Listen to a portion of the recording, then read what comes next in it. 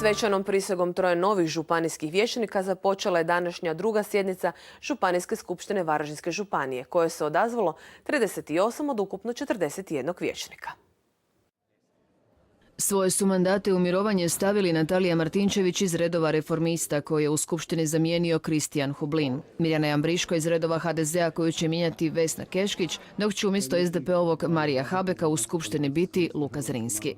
Mogućnost postavljanja pitanja županu Čačiću i njegovim najbližim suradnicima iskoristilo je 13 vijećnika. Reformistu Krešimira Horvata zanimalo je kakva je situacija sa zagađenom vodom u Domu zdravlja Ludbreg, kad će se taj problem riješiti i tko je za to odgovoran. Dok je njegovog stranačkog kolegu Nenada Koščaka zanimalo je što je s ultrabrzim internetom na našem području, te postoji li mogućnost vraćanja HRT-ovog dopisništva u Varaždin. Prema županovim riječima, za rješenje problema Doma zdravlja u Ludbregu potrebno je 350.000 kuna, za što su sredstva predviđena u proračunu.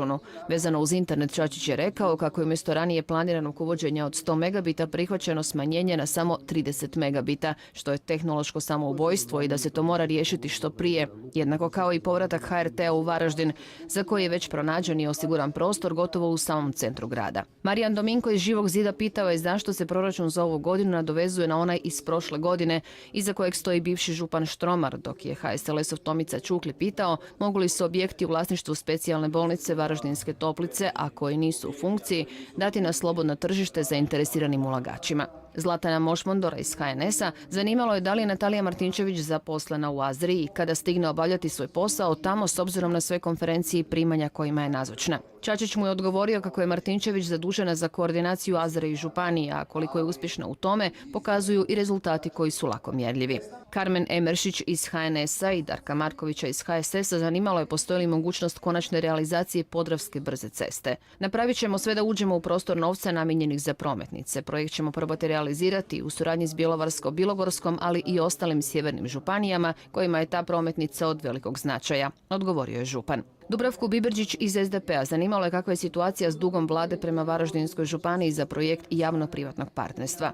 Ministar financija Marić osobno mi je došao reći, i to čak 2 puta, da mu damo mogućnost da nam vrati novce. Novci za to postoje u državnom proračunu. Čekamo da se završi procedura da ih napokon i dobijemo, odgovorio je.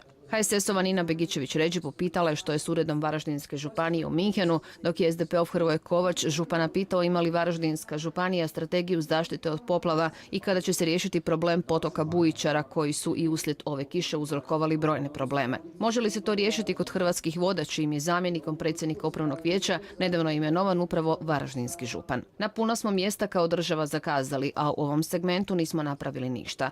U Hrvatskim vodama stoji 7 milijardi kuna za projekte, no projekti nisu spremni i novac stoji. To moramo promijeniti, no jednako tako i pokrenuti pitanje osiguranja poljoprivrednika i poljoprivrednih usjeva, odgovorio je Čačić. Županijski vijećnici na sjednici su jednoglasno dali podršku, odnosno pozitivno mišljenje za imenovanje novog načelnika policijske uprave Varaždinske Predraga Benčića. Jednoglasnu podršku vijećnika dobila je informacija o stanju gospodarstva Varaždinske županije u 2016. godini i prvom polugodištu ove godine, uz isticanje stalnih problema ovog područja, prosjek plaće koji je gotovo 20% manji od državnog, te neusklađenost obrazovnog sustava s potrebama gospodarstva. Jednoglasno je prihvaćen i master plan za integrirani prijevoz putnika, dok je većinom glasova prihvaćeno izvješće o provedbi modela javno-privatnog partnerstva za 2016. godinu.